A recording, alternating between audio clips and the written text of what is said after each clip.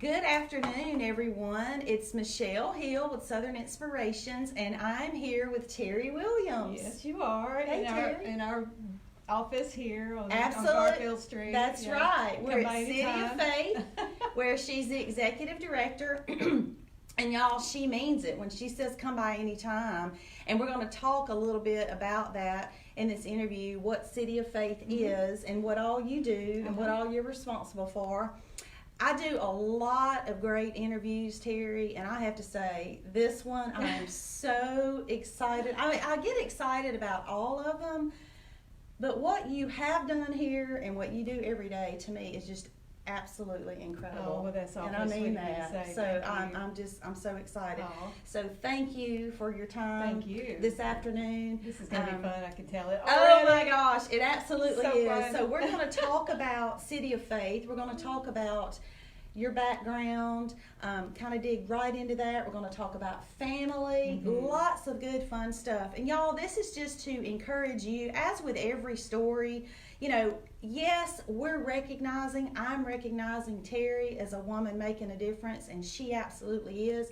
But Terri, as you know, this whole platform is to encourage others Absolutely. to make a difference, to go chase their That's what dreams, matters. to do those things that they're passionate about. So again, thank you for opening up your schedule and your heart So just to tickled to death. share. Good. Okay. So you are not originally from Arkansas. You've been No. here 24 years. Yeah, I've been You've here a long time. minute, but you're originally from okay, so do you say Rayville or Rayville? Well, I say Rayville. Rayville, And then, okay. it's a very, very, very small town in Louisiana, and I was thinking, on the way in today, I was like, well, you're Mississippi, I'm Louisiana, and here we are in the middle of central Arkansas. I think we've got the South covered between us. I think we do. But yeah, when I was actually living in a small town, I had grown up in Rayville and gone to college in Monroe, and then got married and moved to Oak Grove, Louisiana, and lived there for 14 years. But Oak Grove is very, very small too, and it's just south of Arkansas line. Right. And so I didn't realize until I had moved to Little Rock that there was such beauty. Because, if you're in the Mississippi or Louisiana Delta, you don't get to see a whole lot. Lots of flatland. It's very flat, lots of farming, mud. lots of mud. That's right. And, I moved here, and I just felt like that, Arkansas is one of America's best kept secrets. It is. It's just It beautiful absolutely here, is. and I fell in love with it just, from the get-go. Well, and I was the same way. Uh-huh. Being a transplant myself, I haven't been here normally as long as you. But certainly fell in love with it. So you brought up going to college. Tell us your background. I know you have your bachelor's and your master's, two different universities. So tell us about that. Well, I got my bachelor's degree in corrections from, it's not called NLU anymore, Northeast Louisiana University. Okay. It's ULM now. And back in 1984. Okay. And like I said, I was a stay-at-home mom for 12 years. After that, never thought for one single solitary second I would ever utilize that degree. Come on now. So No, you're the daughter of a sheriff. I know, but I was a mom. I was like, Yeah, but you were a when mom. I fell into Yeah. my mom role, that Yeah. was it. And it, Right. that's it, and it ain't no more. But then, as Oh. my children grew, and then I found myself in a position where I had to go to work. Mm-hmm. My sister also has a degree in corrections from NLU, and she's Okay. 10 years older than me. And she had started a jail ministry in Monroe, and then opened up a state halfway house in Monroe for state inmates coming out of prison. Mm-hmm. And then as time went on, she started competing for these federal contracts. And what we do, and I'll get more into that a little later, is what we do is competitive. So every 5 years we have to compete for what we do. Wow, never would have known that, never would have even thought about that. Yeah, and so she competed for the Monroe contract and got it. And then as time went on, back in 1996, she had the opportunity to bid the Little Rock contract. Okay. And I was living in Oak Grove, and I had started to work I called her one day. I will never forget this conversation. I called her one day because I was in a position where I had to go to work. And I had 3 little girls, and I called her, and she goes, "Oh my gosh, Terry, you have got to see what we're doing in Little Rock. It is outstanding. You will cry when you see it." And I go, I don't care what you're doing in Little Rock. I've got to have a job. And she said, "Well, come on." So wow. It was 60 miles away, one way. So it was an hour and 15 minutes to one way to get to work every day. But I remember so vividly walking in to the halfway house in Monroe, sitting down at the computer, and something came over me. And the only thing I can think is that it was just a divine appointment. And I knew that this was it for me. Wow. I mean, I loved everything about it. I could not believe this had been going on. Wow. And Yeah. nobody told me. I mean, I walked in, and I did not want to leave to go to lunch. I did not think we should go anywhere. I think we should work on the weekends. You know, I could not believe how much I loved that job, and I have never looked back. And so, but I was living in Monroe and driving to and from, living in Oak Grove and driving to and from Monroe. And I did that from August till November, when she actually was awarded the contract in Little Rock. So I moved up here. I came up here. We put desks together, put files together, you know, screwing in light bulbs and doing all that on the final touches of the building. And then we literally started from the ground up. Literally I from mean, here. you were awarded well, it. She didn't know at the time that she would even be awarded it. And so she's just building this 10,000 square foot building by faith. No wonder it's called City of Faith. I think she thought that if she didn't get it, she would just, you know, use it for office space or something like that. Wow. And then when she did, you know, I would come up here on the week, go home back and take care of my girls on the weekend.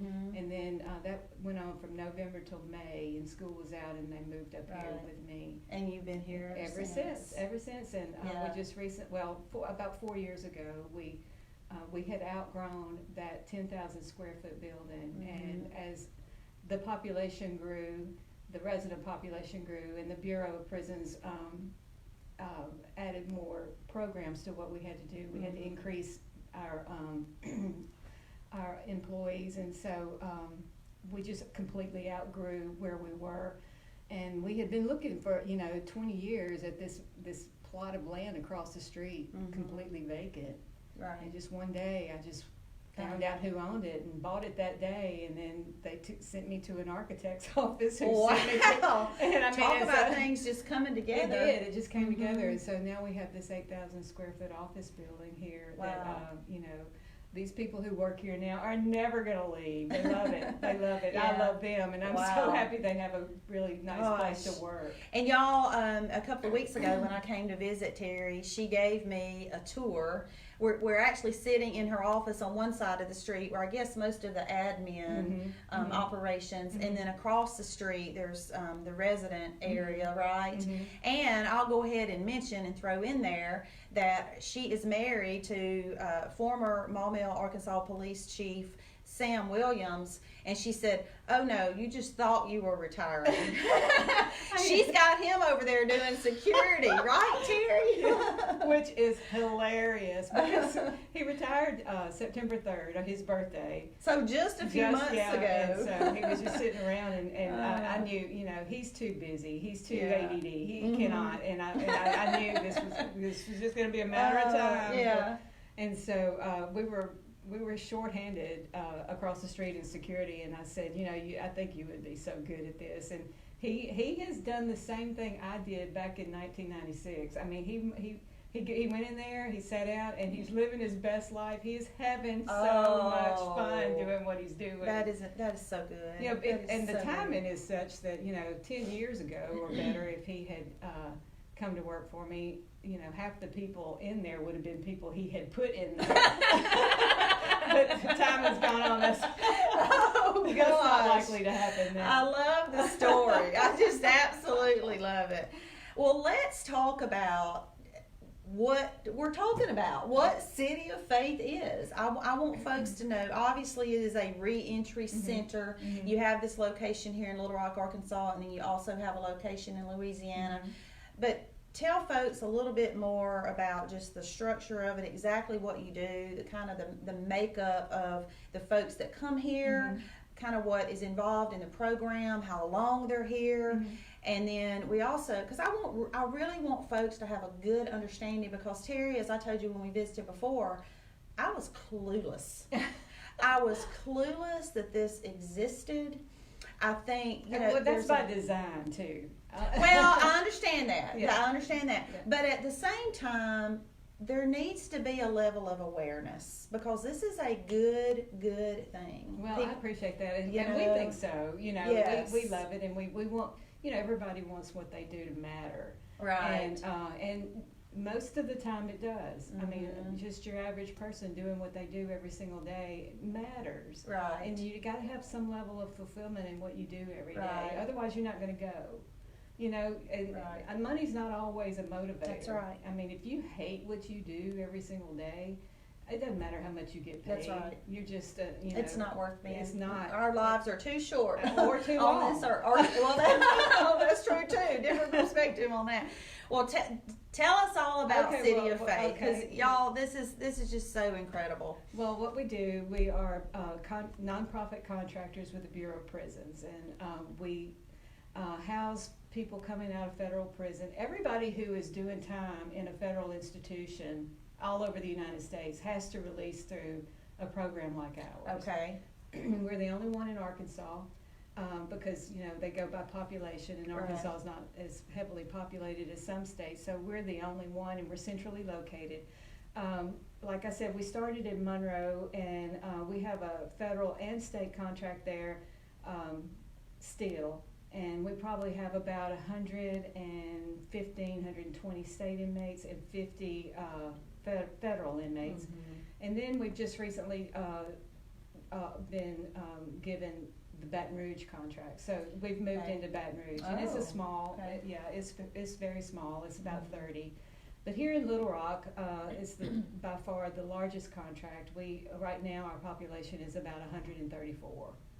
And I mean, we are busting at the seams. But what they do, people who have about 6 months left on their sentence, they're still incarcerated. They're still in custody of the Attorney General. Okay. And so they come out of federal prison, and they come here, and we help them find jobs. Finding employment is, like you said, like we just said, is key to being fulfilled. We have people who need to pay child support, pay restitution. It's not lost on a single solitary person who works here that for every crime there's a victim also. And so we want them to make restitution, make things right as best they can, and just live a good life. And a lot of victims actually want,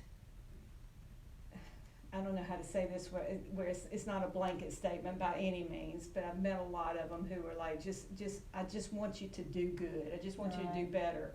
I don't want what happened to me to happen to somebody else. So can you something please good come out of this? Have a better life, make better decisions, choose wiser. At least what I've been through, make it count. Yes. And so we try. It's a spiritual. It's a heart change, and it's. I know for a fact that until someone's heart is changed, they're the same person. They're not going to change, and so we are kind of limited in our spiritual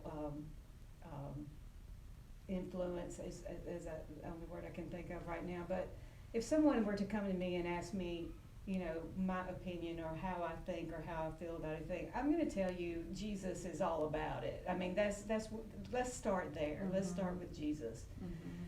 And so anytime I get that opportunity to do that, that's what I want to do and what I want to make known. Now I'm kind of we're government funded, of course, so I'm kind of strapped in how far I can go with that. But for the most part, people see it in our name. Right. They know Right. we're faith based, and when you come here, I want you to be clean. I want the house to be clean. I want you to do your part to show me Right. that when you're going to go out and rent a house or buy a house, you're going to live a good life. And it's, and if I drive by that house, I'm gonna be able to see Right. outwardly what's going on the Mhm. inside of you. Yeah. And so that's where I am personally with my personal philosophy with dealing with people Right. here. every And single y'all, day. I'll tell you just from the little tour that I had a couple of weeks ago, she is like. We don't play. I was watching We her gotta in do it. action, and y'all, she was like, "You got to get this cleaned up. You got to do this. You got to do this." But I could tell at the same time such a level of love and respect for you. Well, And that says a lot about you. It's like, I may be short and blonde and, I don't know. You saw me stumbling. I'm like, I got myself in a box. What's that here. other word? What am I going to say next? But they respect you. And they know that well, people respect people. you're not who- playing. Well, it's tough love. You can love Right, somebody, right. and not beat them half to death, Right, or exactly. expect better of them and not Right. just club them with it. So Yeah. it's a fine line, but it's taken 24 years to. When I started, I was in my 30s, in my late 30s, and I was scared to death. I loved the work. Mm-hmm. And they called me an office sissy because I would not ever come out of my office. But as time went on, and I wanted to get more and more involved in their lives, and I became a case manager. And when you're a case manager, you are all up in their lives. wow. I mean, their families, their stories. And that's another thing, you talk about telling stories. Everybody's got a story. Right. That's right. They're not all the same. And everybody has been through so much. Mm-hmm. I mean, So you hear a lot. Yeah, of it's stories. fascinating, and they've all got family members. The people who do the best that I don't worry about the most are those with family ties. A good the support strongest one is system. yeah, that help them. Wow. Bring them clothes, let them know they love them. You can come home on the weekend, and then Right.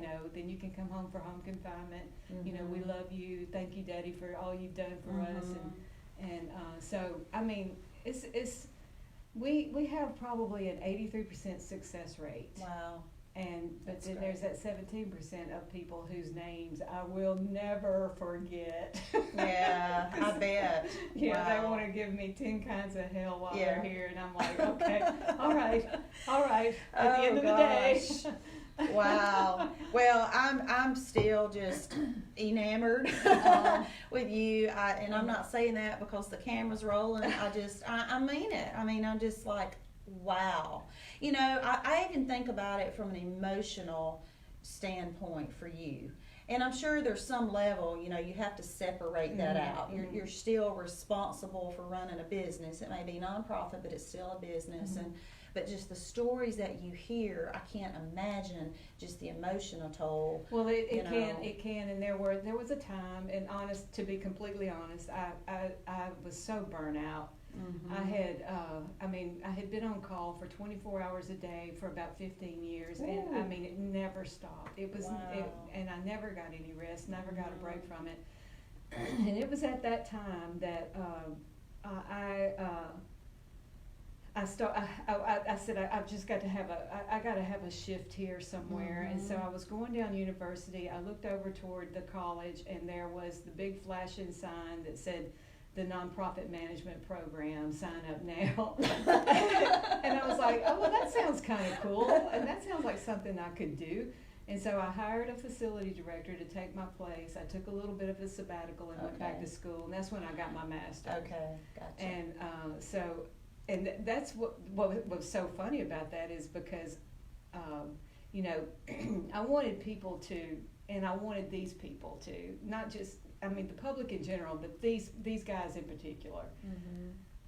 I think what had worn so heavily on my spirit and on my emotions was the fact that, it's like a gimme type thing. Can I, excuse me just one second? Yeah, Sure. 1 second. Absolutely. I've had what everybody else is having. Yeah. Please.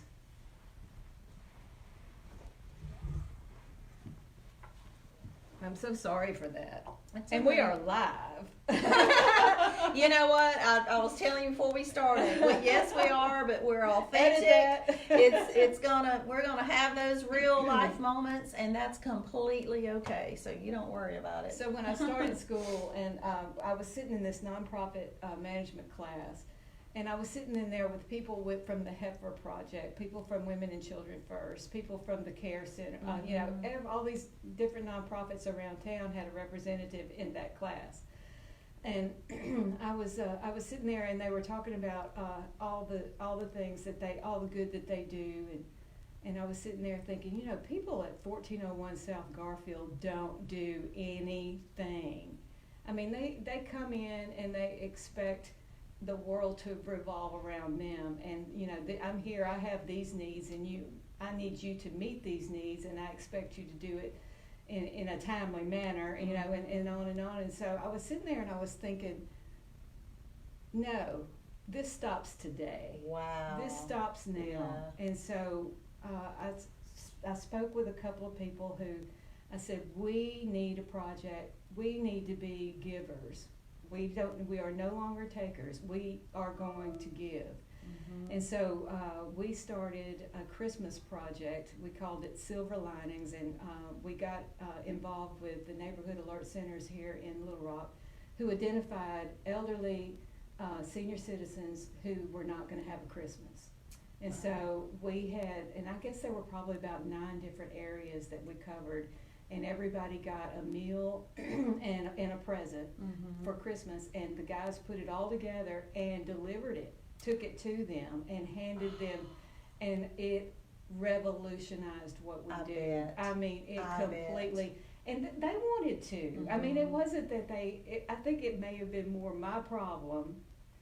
They needed an outlet, because you can't outgive God. That's right. You cannot. And I mean, the more you give, I mean, it just comes back to you in spades.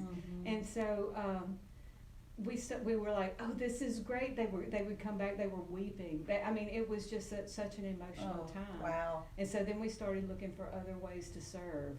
And so, you know, people say, what can we do for you? No, what can we do for you? I mean, when the tornadoes hit Valonia, we packed up the van with all of our extra hygiene packets, our mattresses, our bedding, everything we could take, and we just went. Excuse me. Anytime, I mean, if you go to the Little Rock Animal Village, these guys have built the dog park, and they go every Saturday. They clean, they do whatever they need to do to help that. I mean, anywhere that we can find ourselves a volunteer. I mean, the guys have built bicycles for children. I mean, anytime anybody needs somebody, I want them to have our number, because I want these guys to be able to give back. They, excuse me, every year in Maumelle at the hometown Thanksgiving, we're there. We set it up, we cook, we serve, we take it down.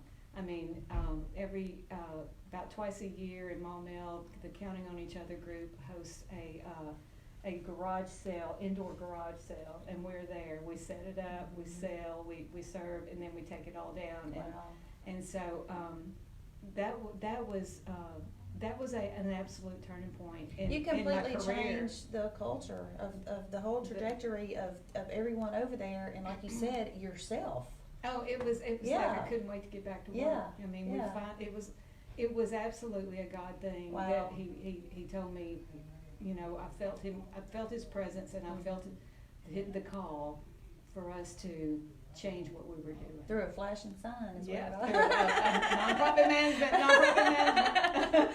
Oh my gosh, we could go on and on. It's just, y'all, if you are in Little Rock, and even if you aren't, if you find yourself in Central Arkansas, or you're just interested, please reach out. Terri will give you a tour. I promise. She is more than happy to talk about it. Terri, I want to transition just a little bit. You are also very involved. Speaking of Maumelle, you're a city council member. Oh, I the love Maumelle it too. City Council. Absolutely so, love as if you don't have enough going on with City of Faith. sorry, Chad Gardner. We don't have time to get into talking about all the cutting up you do in those city council meetings. He's my buddy though on the council. So yeah, Chad's gonna think he's something for getting a shout out on your interview. Yeah. But thank you so much for the service that you give in that capacity as well. Yeah, I love it though. I love getting the phone calls. You know, I love being. I don't know. It's just when I was running for, when I started running, I was just mad because there was a particular council member that was just coming out against the police department. You know, these are boys and girls I've raised. Right. I mean, this is like talking about your own kids. Yeah. And so I was like, no, this is not going to happen on my watch. Okay, so, but then it just became something that is just absolutely, you know, I dearly love it. Wow. I dearly love it. And, you know, I'm in Ward 3. We're kind of a quiet ward. There's not, you know, a whole lot of really going on. It's very quiet. It's not like, well, I'm trying to think of one that actually is. It's got a lot going on. Well, Country Club of Arkansas has a lot going on, and that's not my ward. I have Lake Williston. The geese are the worst. Oh gosh, there's been enough conversation about the geese. If that's the worst thing you have to worry about in that ward, yeah. I mean, it's not like I'm in New York City or something. Yeah, right. Director. And I didn't put this in our notes, and I didn't tell her that I was going to bring this up. But she is a very talented painter. Now you didn't do this one. She doesn't have, because I asked her the first time I saw these paintings, and I'm like, did you do that? Did you do that? But she's a very talented artist as well. Well, I think, you know, when we moved into this building here, I wanted it full of art, and I wanted it to be full of local art. I wanted, you know, the people that I just absolutely love our local art community. And so, when you do come, that's right. Not if, but when you do come, we'll take a little art tour in this gallery that we have here. Let's see, re-entry center and art gallery. Yeah, there you go. Seems to go together for me. Art therapy. Anyway, I should have a class. You should. Now I need somebody to come teach it. I'm not there yet. You know, I can probably help you with that. Oh my gosh, we'll have to talk about that. Oh, look what was born out of there this. you go. Yes. Okay. Yes. Yeah. If that's great not idea. World collision. It is. That's absolutely, right. Yeah. I think that's a good great. Thing. Okay, so we're getting close to the end, but we cannot finish our discussion without talking about your children. Oh, my babies. And those little grandchildren. I'm gonna let you have your bragging moment. All right. This is the man. This is the man. This is Jonas Wilder Childs.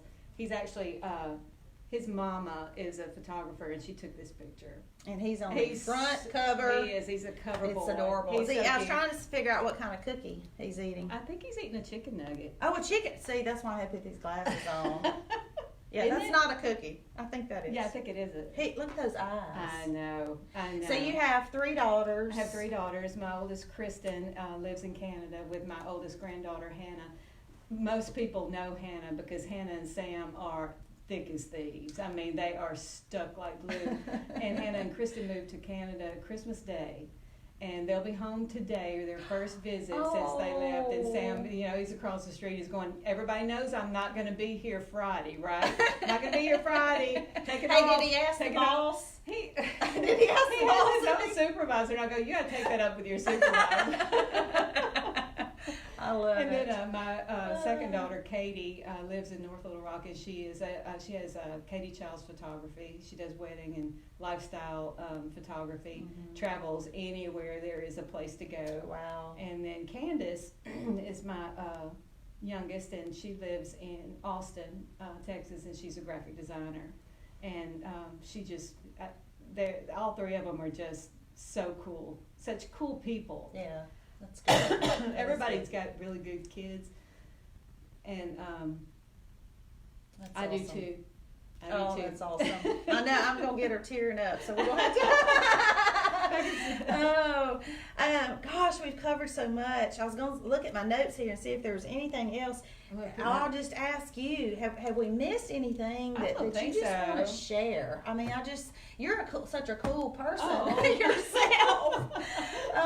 You are recently also co-owner of a local fitness studio, How right? funny is that? And somebody came up to me and goes, "Oh my gosh, that's so great! You know, somebody your age." Going, No, they didn't. They did. No, they didn't. So F45, located in Maumelle, you just bought into, I'm a co-owner. The thing about it is, I've always loved to exercise one way or the other, do something. Yeah. And so when, I guess a year ago this March is when F45 in Maumelle opened. And I think I joined before they even opened, because I was so excited about what I was seeing, this concept of, you work out 45 minutes, and it's circuit training, which I always loved, and it's that high intensity workout. But I would see all these advertisements of these real young, fit girls and guys, and I was like, okay, I don't even care about that, And so I said, I can do this. I can do this. And so, I mean, anybody can do it. I didn't realize, I thought it was just going to be super hard and something I was going to have to work myself into. But I mean, from the get-go, you can do it. And it's 45 minutes, and 45 minutes, and you're done. And so I just absolutely loved it, and the fact that it became a community for me. I love the people, and I love the trainers, and I've met lifelong friends. And so I thought, I love being a part of this, but I want to be a part. Really want to be a part, even more. Yeah, that's just a recent development. Yeah. So. We'll see where it goes, and I believe it's going to be good. I think it's going to grow, and I'm looking forward to being a part of all that. Well, from all indications, you have no plans at all to slow down doing anything. I think sometimes I would be like, man, I could rock that retired life. Sam couldn't do it, but I think, man, I could. I'll go do my art. I'll go work out. I'll go to the library, but then I think, I would miss this little part of Earth. I would miss this spot here on Garfield Street. I don't think your time is up here yet. If you're not dead, you're not done. That's right. That's right. We're called to keep on keeping on. That's right. Wow, this has been phenomenal. Oh, it was so much fun. I was worried about the whole live thing, but she was. Calmed down a little bit. I told you you'd be amazing. My goodness. Thank you again for your time. Thank you for coming by. I appreciate it. And for everyone who's watching and will watch a replay, thank you. Thank you for following Southern Inspirations and what I'm doing, sharing good stories. Please continue to help me get that word out. If you are aware of a good story that should be told, not just with women, I'm starting a Men Making a Difference series as well. That's so nice. I think you need to go tell your employee across the street that I'm going to be pinging him. He's got a pretty good story. I see him right there. He's probably waiting for us to get out of here. Yeah, he's kind of pacing by just a little bit. Oh, is he? But thank you to my social partners, Maumelle Florist and Every Blooming Thing and Shine Boutique. You guys have just come on board and joined on what we're doing with telling good stories through the Maumelle Chamber. There's Sam standing at the door, y'all. He's literally staring at us. You're not allowed to come in yet. Y'all, this is live and it's just real. It's real. But anyway, thank you again for watching. I'm going to get up and walk around and call this done. And Terry, anything else before I do that? If you have an opportunity or a volunteer opportunity that our guys can be involved in, give us a call, 615-1090, extension 210. 501 area code, 501, right? Because we got some Mississippi folks on here. Oh. Some Louisiana too, but I know we got some Mississippi folks. I think my sister was on there. It's the family. This is not just, Pulaski. 1090, extension 210. If you need us to clean up a park, if you, anything, build a bench, just holler at us and we'll get you hooked up. All right. Thank y'all. Thank you.